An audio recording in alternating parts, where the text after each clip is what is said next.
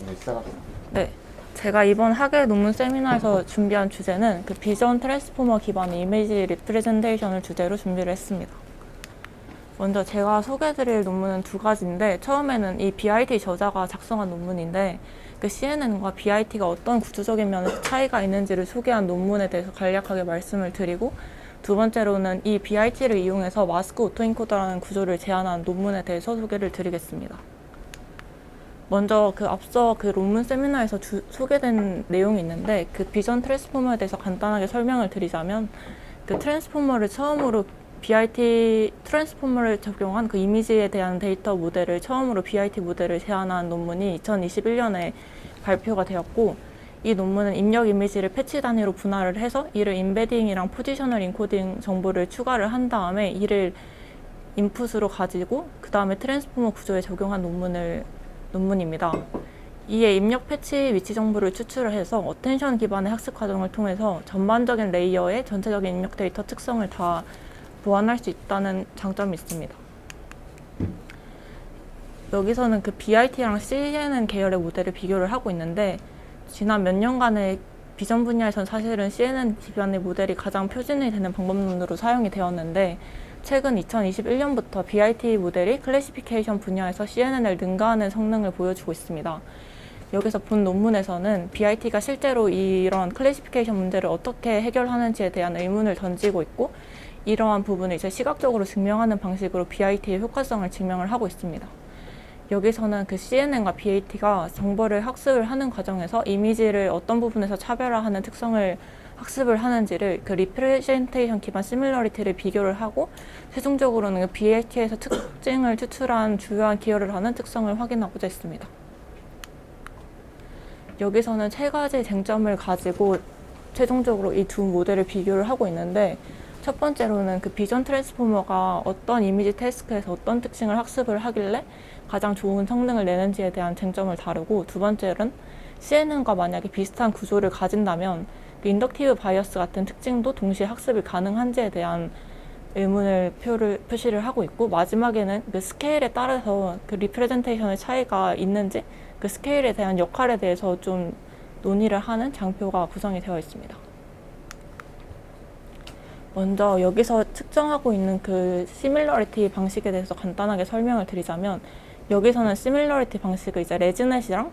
그리고 BIT 모델의 시밀러리티를 비교를 하면서 최종적인 그 평가 지표와 같은 방식으로 사용을 하고 있는데, 먼저 피처 시밀러리티랑 데이터 포인트 시밀러리티로 구분을 해서 시밀러리티를 측정을 하고 있고, 피처 시밀러리티 같은 경우에는 피처 X에 대해서 특정 레이어의 한 벡터를 가지고 오고, 두 번째로는 피처 Y에 대해서 특정 레이어 한 벡터를 가지고 와서 이 두 개를 다 프로덕트 연산을 통해서 최종적으로는 그 피처 A가 피처 B의 유사도가 이렇게 하나의 포인트로 계산이 되게 됩니다.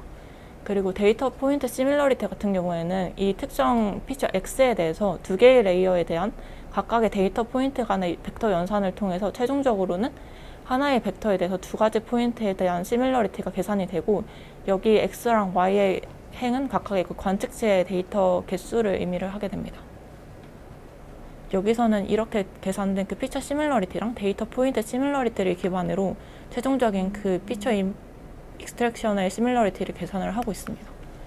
그래서 여기서 사용하는 시밀러리티 계산 방식은 지난 그 2019년 정도에 출시된 모델에 제한된 그 CK라는 시밀러리티 평가 지표를 사용을 하고 있는데,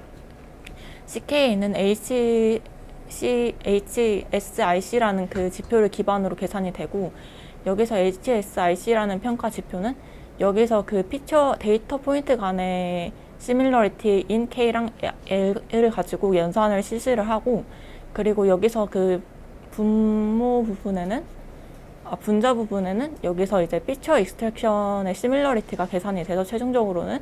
그 데이터 포인트 간의 시밀러리티랑 데이터 피처 간의 시밀러리티가 최종적으로 반영이 돼서 그 K과 L에 대한 시밀러리티가 계산이 되게 됩니다. 여기서는 이 시각적으로 이런 시밀러리티 정도를 비교를 하고 있는데, 여기서는 일단 레즈넷이랑 그리고 BIT 구조의 시밀러리티 정도를 비교를 하고 있고, 여기서 그 BIT의 각각의 X축과 Y축은 레이어의 순서를 의미를 하는데, 레이어가 이제 0을 의미하는 것은 이제 로어 레이어를 의미를 하는 거고, 레이터가 이제 140에 가까이 되는 거는 이제 하이어 레이어를 의미를 하는 겁니다. 그래서 여기서는 이런 그림을 따라서 레이어의 정보 전달력을 판단을 할 수가 있다고 하는데, 그 저자는 이런 컨티뉴어스한 형태를 띠는 것이 로열 레이어 사이랑 하이어 레이어 사이의 전체적인 유사도가 전반적으로 높은 방향으로 드러난다고 하고 있고, 또 레즈넷의 경우에도 똑같이 비교를 해봤는데, 레즈넷의 경우에는 사실은 중반층부터는 디스크리트한 형태를 보이고 있는데, 이런 현상이 나타나는 이유 자체가 로열 레이어 정보가 하이어 레이어 정보에 전달이 되지 않기 때문에 이렇게 구분된 형태를 보이고 있다고 합니다. 그래서 본 논문의 저자는 BIT 구조가 낮은 층의 레이어의 정보가 하이어 레이어 정보에까지 전달이 되기 때문에 이러한 시밀러리티 그래프 형태가 그려진다고 설명을 하고 있습니다. 그리고 두 번째로는 레이어랑 BIT랑 레즈넷의 하나의 그냥 피처맵을 그려보고 이런 정보 전달력이 어딜까지 되는지에 대한 비교를 하고 있는 것인데,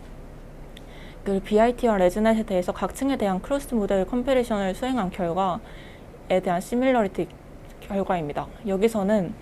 레이어가 예를 들어서 여기 레즈넷 레이어가 120가지의 정보가 BIT의 50%의 정보에 대해서 모두 다 포함이 되어 있다고 설명을 하고 있는데,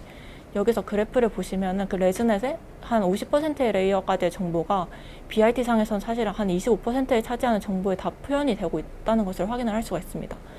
그래서 저자들은 이제 레즈넷의 전반적인 정보가 사실은 BIT 레이어의 초반부에 다 학습이 되기 때문에 BIT 성능이 전반적으로 다 높게 나오는 거라고 설명을 하고 있고, 여기서는 상위 0에서 25%까지에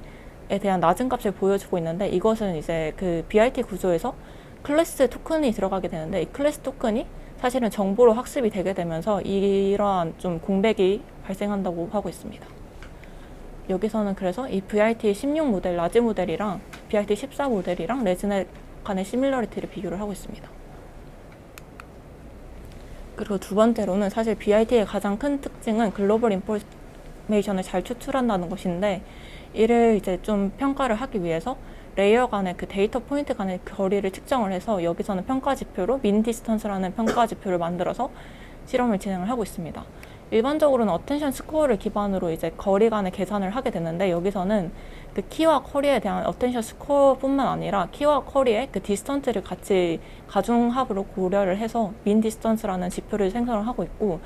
여기서는 정확히 어떤 디스턴스를 했는지는 명확하게 나와 있지는 않지만 아마 유클리디안 디스턴스로 사용했을 거라고 추정이 됩니다. 그래서 여기서는 곱하기 3제곱 4제곱에 곱하기 5가 곱해져서 어텐션 스코어 곱하기 5가 민 디스턴스의 지표로 사용이 되게 됩니다. 여기서 그래프를 보시면은 이게 어텐션 헤드의 순서인데, 어텐션 인코더가 사실은 낮다는 것은, 어텐션 블럭이 낮다는 것은 로컬한 정보랑 글로벌한 정보가 같이 포함되어 있음을 의미를 하고, 마지막에 BIT의 블락이 후반부에 있다는 것은 글로벌한 정보가 포함이 되어 있음을 의미를 합니다. 그래서 여기서는 어텐션 스코어를 계산했을 때 민 디스턴스가 낮게 계산된 것은 어텐션 스코어가 낮다는 것을 의미를 해서 이때는 로컬한 정보가 계산이 됐다는 걸 의미를 하고, 어텐션 스코어가 높게 계산됐다는 것은 글로벌한 정보가 포함이 되어 있다고 가정을 하는데, 여기서는 이 뒤에 답 키와 커리 간의 디스턴스 값을 고정을 하고 어텐션 스코어 값만 이제 변경을 해가면서 학습 가능한 민 디스턴스에 대한 값을 비교를 하고 있고, 여기서 살펴보시면은 처음에는 로컬한 정보만을 반영을 해서 민 디스턴스가 낮은 것을 확인을 할 수가 있는데, 후반부에는 사실은 초반에 있는 블락 0이랑 블락 1 또한 글로벌 영역에 대한 정보를 같이 포함을 하고 있기 때문에 헤드가 높아질수록 글로벌한 영역까지 다 포함을 해서 민 디스턴스 자체가 사실은 높은 값을 나온 것을 확인을 할 수가 있습니다. 그리고 마지막에 글로벌 블락 22랑 블록 23은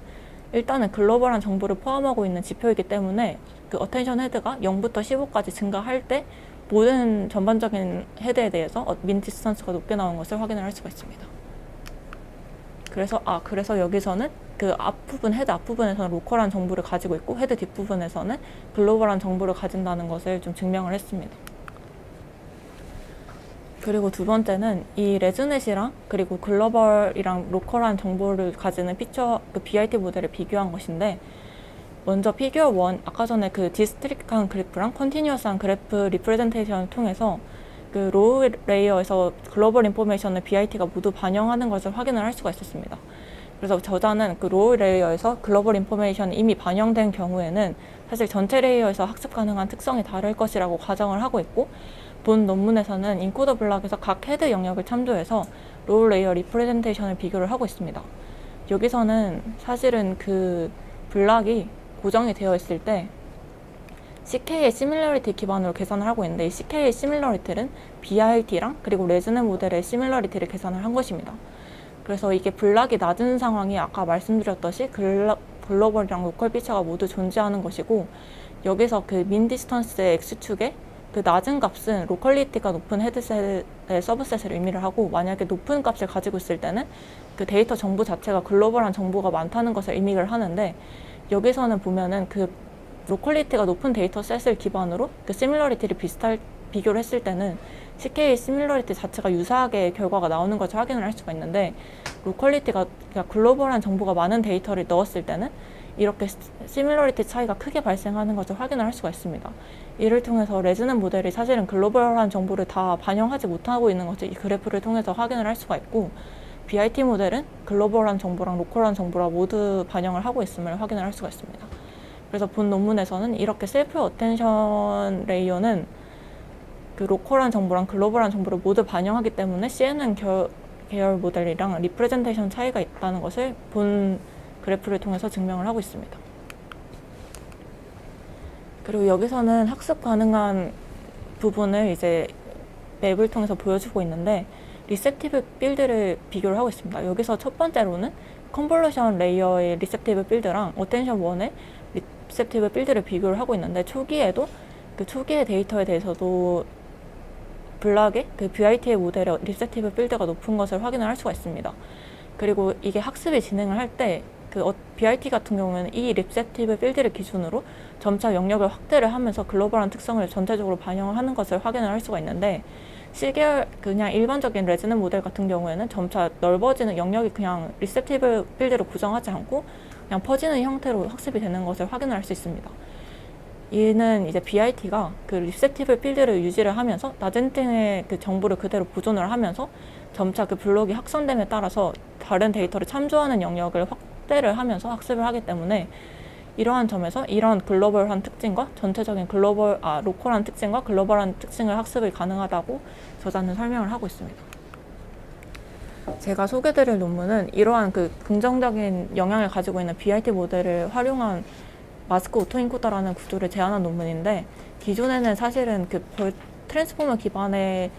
알고리즘을 적용하려는 시도가 있었는데, 그 도메인에 대한 구조의 차이, 예를 들면 자연어 처리 분야랑 그리고 이미지 분야의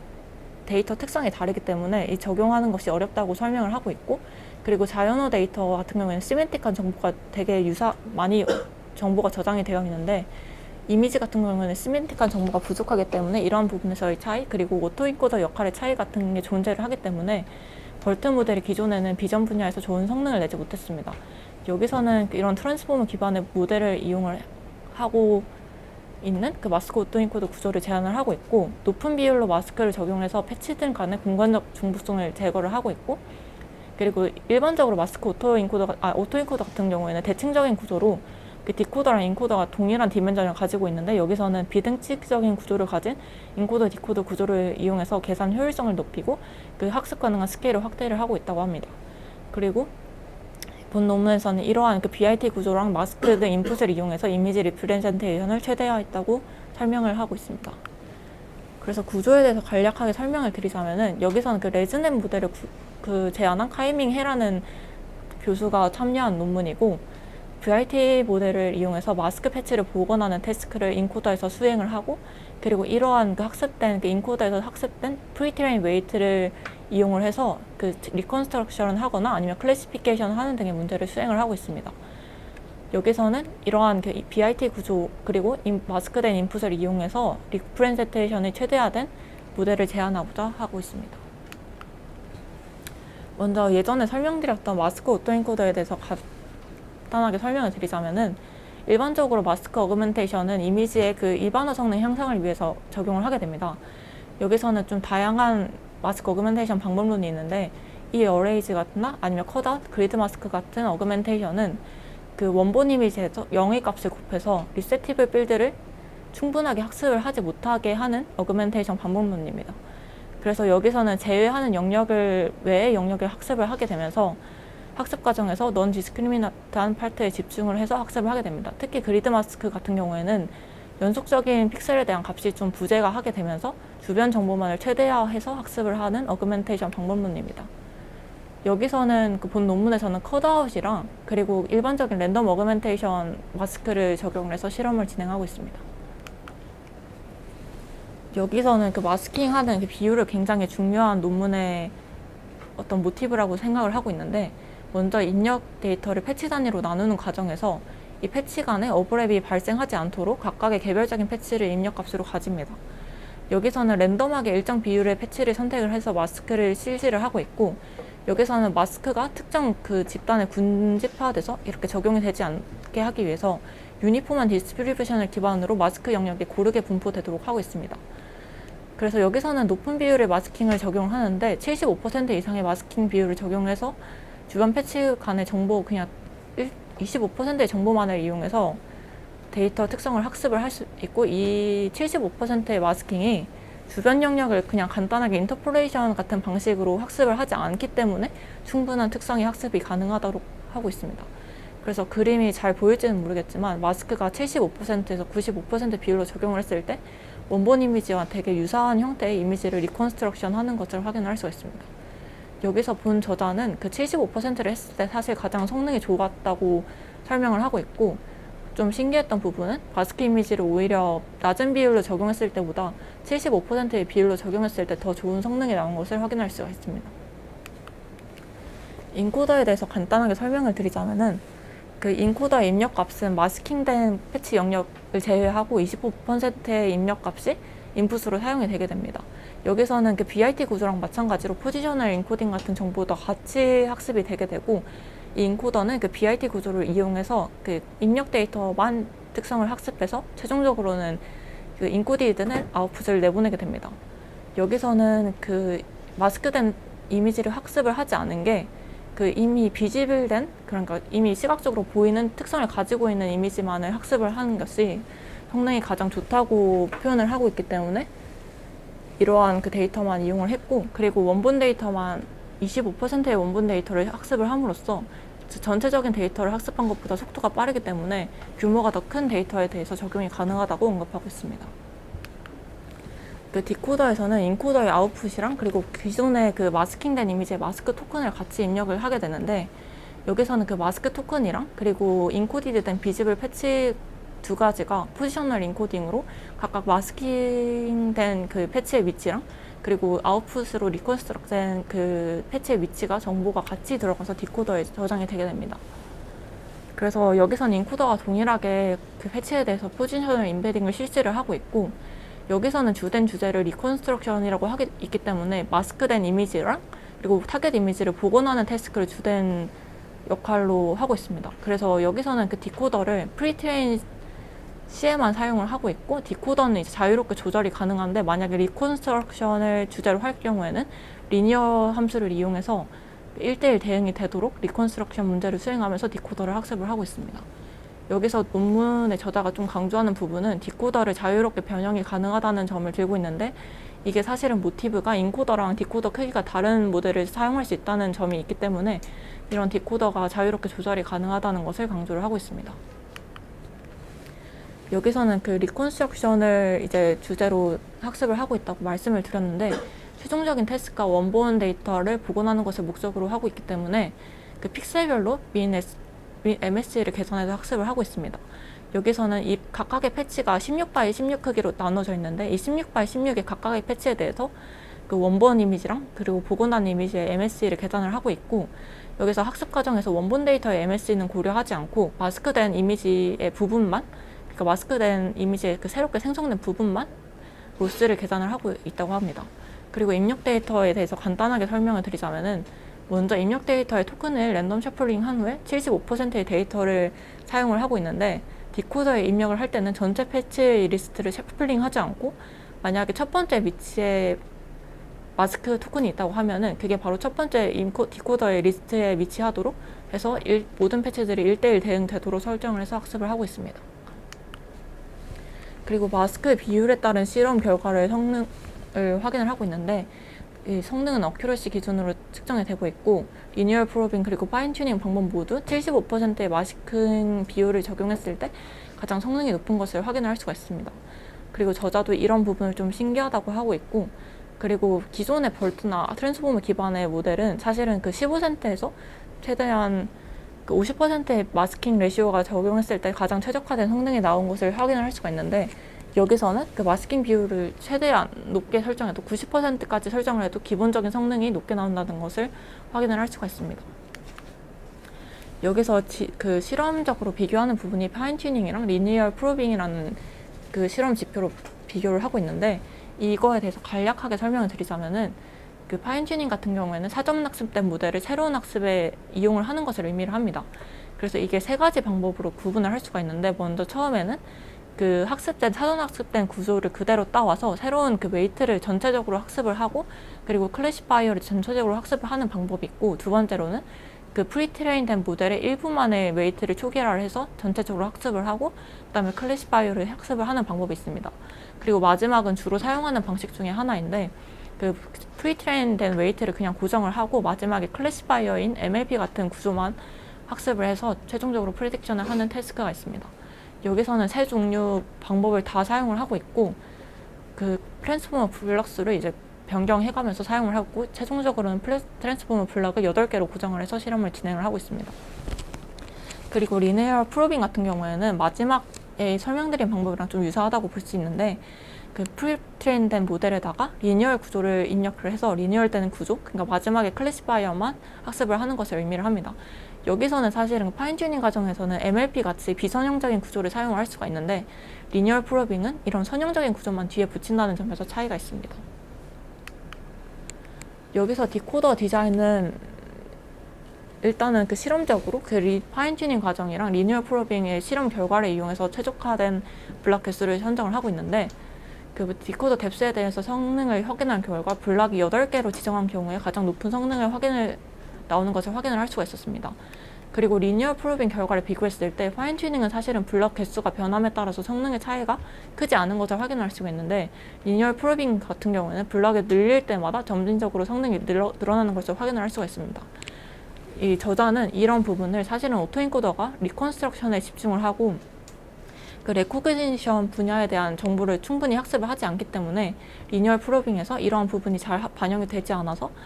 리니얼 프로빙의 성능이 조금 상대적으로 점진적으로 블럭 개수에마다 증가하는 성능이 나왔다고 설명을 하고 있습니다. 그리고 만약에 파인 튜닝 과정에서는 이러한 성능 차이가 발생하지 않는 이유는 파인 튜닝 과정에서는 이미 그 레코그니션을 위한 충분한 성능을 학습을 하기 때문이라고 추측을 하고 있습니다. 여기서는 이 회색으로 표시된 부분이 그 성능 측정을 할 때 그 고정을 시킨 값인데, 블럭을 8 그리고 디멘전을 512로 설정해서 실험을 진행을 하고 있습니다. 그리고 데이터 어그멘테이션에 따른 성능 차이를 비교를 하고 있는데, 여기서 데이터 어그멘테이션은 그 입력 데이터에서 사용할 때 그 마스킹된 어그멘테이션 뿐만 아니라 그 마스킹을 좀 어떻게 처리했는지를 다시 비교를 하고 있는 건데, 논이 이제 마스킹 어그멘테이션을 적용을 한 거고, 그 크롭이 어그멘테이션 마스크를 적용한 거랑 크롭 어그멘테이션 동시에 적용한 거랑, 그리고 랜덤 사이즈는 이제 랜덤하게 마스킹 영역을 사이즈를 구분을 해서 적용을 한 것을 의미를 합니다. 여기서는 사실 크롭 어그멘테이션 한 게 가장 성능이 높은 것을 확인할 수가 있는데, 저자는 그 논의 어그멘테이션을 하지 않은 어그멘테이션에 대한 성능도 좋은 것을 확인을 했을 때, 그 데이터 어그멘테이션 자체가 그 마스킹 자체가 데이터 어그멘테이션이기 때문에 그 이터레이션에 따라서 랜덤하게 마스킹 어그멘테이션이 적용되면서 이 넌 어그멘테이션도 사실은 어그멘테이션을 적용한 거기 때문에 충분한 성능이 나오는 것이라고 설명을 하고 있습니다. 그리고 여기서는 그 어그멘테이션에 따른 성능 차이가 사실 크지가 않는데, 이를 컨트라스티브 러닝 같은 경우에는 어그멘테이션이 다름에 따라서 학습 가능한 피처가 차이가 나는데, 여기서는 어그멘테이션이 달라도 학습 가능한 피처가 크게 차이가 나지 않는다는 것을 설명을 하고 있습니다. 그리고 여기서는 그 아까 앞서 말씀드렸던 그 어그멘테이션 종류에 따른 성능 차이를 실시를 하고 있는데, 랜덤 마스킹 그리고 블락, 그리드 마스킹으로 설정을 했을 때 랜덤 마스킹이 가장 좋은 성능을 보였고, 그 블락 마스킹을 적용하는 경우에는 50%의 마스킹을 적용했음에도 성능이 감소하는데, 여기서는 이 블락 마스킹이 주변부에만 집중이 되기 때문에 주변 데이터를 고려할 수 있는 게 없기 때문에 이 리컨스트럭션 된 결과값을 봤을 때도 블락된 부분은 되게 블러리하게 결과가 나온 것을 확인을 할 수가 있습니다. 그리고 그리드 마스크 같은 경우에는 리컨스트럭션 된 이미지를 봤을 때 복원력이 가장 좋은 것을 확인을 할 수 있는데, 최종적인 성능을 봤을 때는 사실은 그 리프레젠테이션 퀄리티는 상당히 낮은 것을 확인을 할 수가 있습니다. 여기서 저자는 랜덤 마스킹은 사실은 랜덤 마스킹의 위치를 변경해가면서 마스킹을 실시를 하지만, 그리드 마스킹 같은 경우는 격자가 아예 고정된 격자를 사용을 하기 때문에 고정된 부분의 리프레젠테이션만 학습이 가능해서 이러한 부분이 나왔다는 것을 설명을 하고 있습니다. 그래서 결론적으로 좀 말씀을 드리자면은, 이미지를 패치 단위로 나누고 높은 비율로 마스킹한 데이터에 대해서 리프레젠테이션을 최대화하는 BIT 기반 모델을 본 논문선 제안을 하고 있고, 여기서는 시멘틱한 정보를 고려를 하지 않고 그냥 랜덤하게 무작위하게 마스킹을 하기 때문에 충분한 리프레젠테이션 학습을 할 수 있다고 하고 있습니다. 그리고 픽셀 단위의 리컨스트럭션을 실시를 해서 충분한 시멘틱이 가능하다고 하고 있습니다. 여기서 좀 쟁점이 되는 부분은 파인 튜닝이랑 리니어 프로빙 과정에서 설명을 이제 평가 지표를 비교를 하고 있는데, 성능을 비교를 하고 있는데, 실험의 환경을 다르게 설정했을 때 두 평가 방식에 대한 결과가 대부분 일치하지 않습니다. 예를 들면 파인 튜닝이 블록 8에서 최대한 성능이 나왔다고 하면은 리니어 프로빙은 블록 16에서 좋은 성능이 나오거나, 아니면 대부분의 파인 튜닝에서는 비슷한 결과를 나오는데 리니어 프로빙 같은 경우에는 일관적이지 않은 정확도를 보이는 형태를 볼 수가 있는데, 본 저자는 사실은 그 리니어 세퍼러블한 특징을 잘 학습하는 것이 좋은 리프레젠테이션이라는 걸 증명하는 것은 아니기 때문에, 여기서는 리니어 프로빙 말고 런리니얼 특성을 반영한 평가 지표가 추가적으로 필요하다고 언급을 하고 있고, 런리니얼 피처를 파인튜닝 과정에서